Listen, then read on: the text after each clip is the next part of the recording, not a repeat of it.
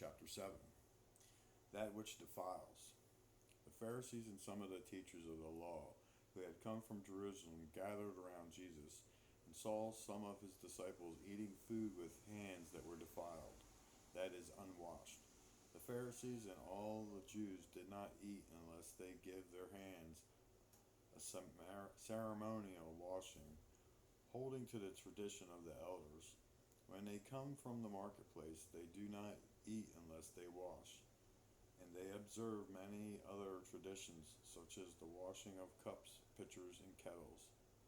So the Pharisees and teachers of the law asked Jesus, "Why don't your disciples live according to the tradition of elders instead of eating their food with defiled hands?"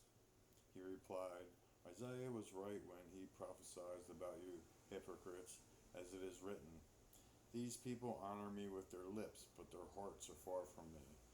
They worship me in vain. Their teachings are merely human rules.'" You have to let go of the commands of God and are holding on to human traditions. And he continued, "You have a fine way of setting aside the commands of God in order to observe your own traditions.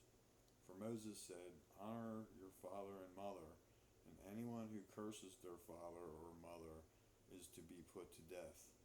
But you say that if anyone declares that what might have been used to help their father or mother is korban, that is, devoted to God, and you no longer let them do anything for their father or mother. Thus you nullify the word of God by your tradition that you have handed down, and you do many things like that." Again, Jesus called the crowd to him and said, "Listen to me, everyone, and understand this. Nothing outside of a person can defile them by going into them. Rather, it is what comes out of a person that defiles them." After he had left the crowd and entered the house, his disciples asked him about his parable. "Are you so dull?" he asked.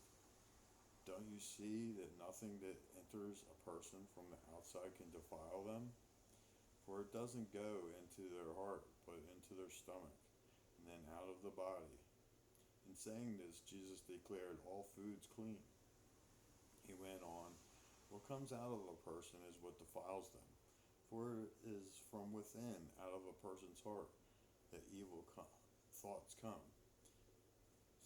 Sexual immorality, theft, murder, adultery, greed, malice, deceit, lewdness, envy, slander, arrogance, and folly.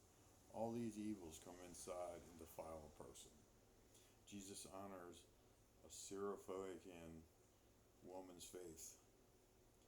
Jesus left the place and went into the vicinity of Tyre. He entered the house and did not want anyone to know it, yet he could not keep his presence secret.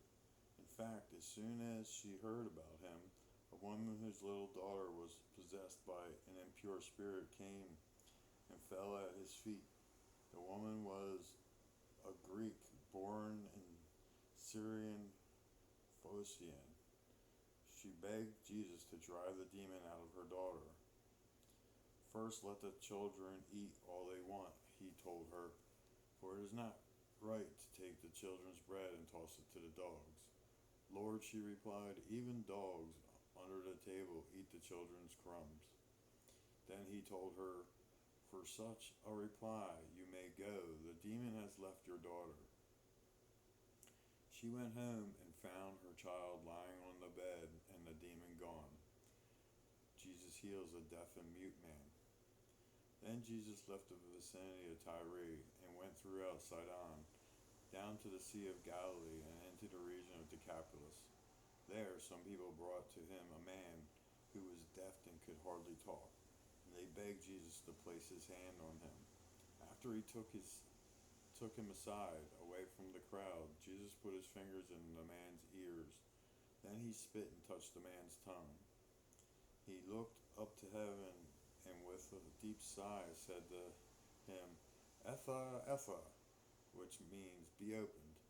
At this the man's ears were opened, his tongue was loosened, and he began to speak plainly.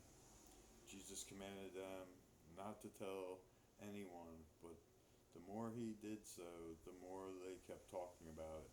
People were overwhelmed with amazement. He was done. He has done everything well, they said. He even makes the deaf hear and the mute speak. Mark chapter 7.